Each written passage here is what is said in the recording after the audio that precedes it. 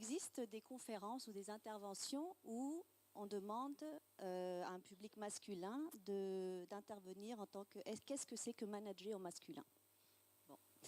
Donc, je ne pense pas. Donc, pour moi, tout simplement, le témoignage va être, c'est effectivement, qu'est-ce que c'est que... quels sont les facteurs clés de succès pour être manager, effectivement, tout court, homme comme femme. Nous avons tous nos points forts, nos faiblesses, nos paradoxes. Et donc, en fait, moi, je pense qu'après de mon petit parcours, je témoignerai un petit peu de d'où je viens, etc. Enfin bon, et ce qui m'a amené aujourd'hui au Maroc. Manager, c'est aller à la rencontre de l'autre. Et on ne peut pas le faire sans se focaliser aussi sur soi-même. Donc, aller à sa propre rencontre.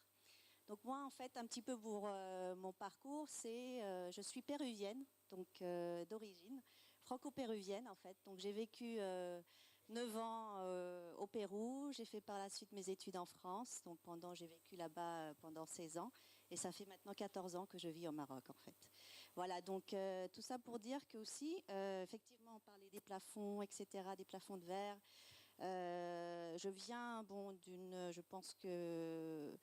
Ce qui fait qu'aujourd'hui, je me plais au Maroc, c'est les similitudes en termes de tradition par rapport au Pérou, en fait. Donc, il y a des fortes valeurs de famille, etc., les mêmes traditions. Dans ma famille, il n'était pas question. Enfin, bon, on est parti du Pérou pour aller à la France et donc faire carrière là-bas, etc.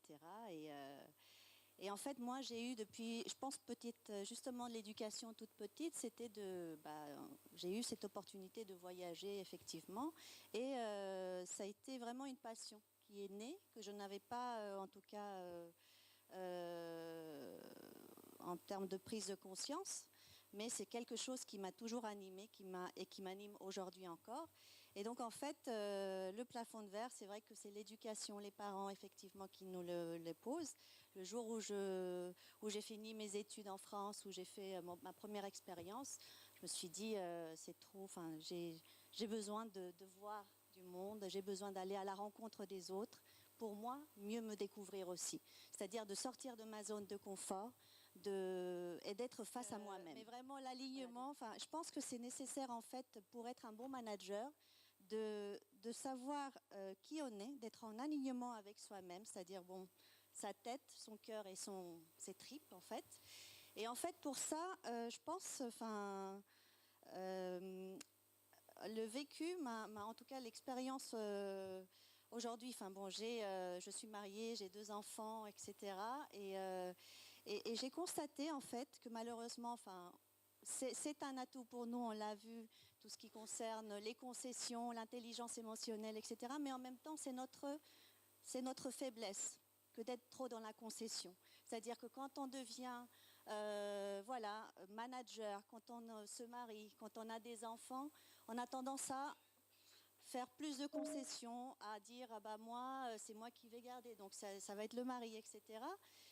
Et en fait, au bout d'un moment, on finit par s'oublier soi-même.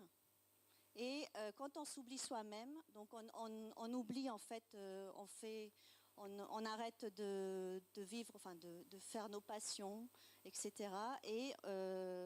Et à ce moment-là, du coup, il y a un impact aussi sur le management, je pense, par rapport au fait quand on n'est pas ressourcé, on n'a pas nos moments de ressources, on peut dérailler à un moment ou à un autre en tant que manager et en tant que leader, du coup, aussi.